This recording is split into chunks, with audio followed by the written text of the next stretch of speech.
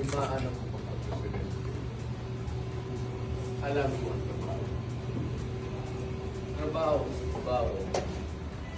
Trabaho nila, alam nila. So, that's really ito.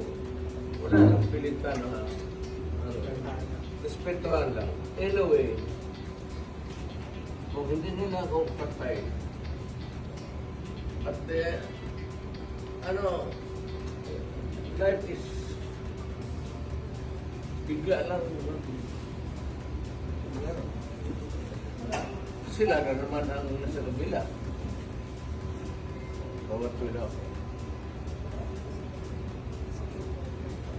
Alam naman nila ang possibility niyan. It's just a matter of months actually. Kung manalo si Inday pagka-presidente, saan ito pulutin ng mga ito? Ubus ito. Iya, kailangan si sulit na makaumay. Kailangan pilihan na hindi lang pilihan si Inday. Tatakbo ng presidente yan. Lalo na ngayon, nag-generate ko ng simpatiya. Puta, yan ang plus yan. Pag ilang months na, ibang presidente na naman, isaan ito pupulutin ito.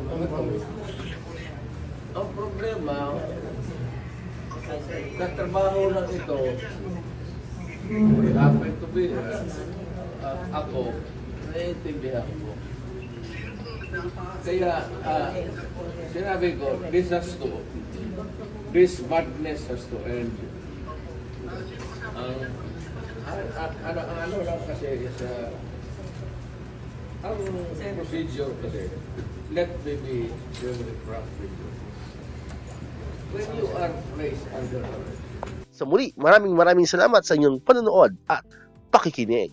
Once again, El Maestro, see you on my next vlog. Bye-bye!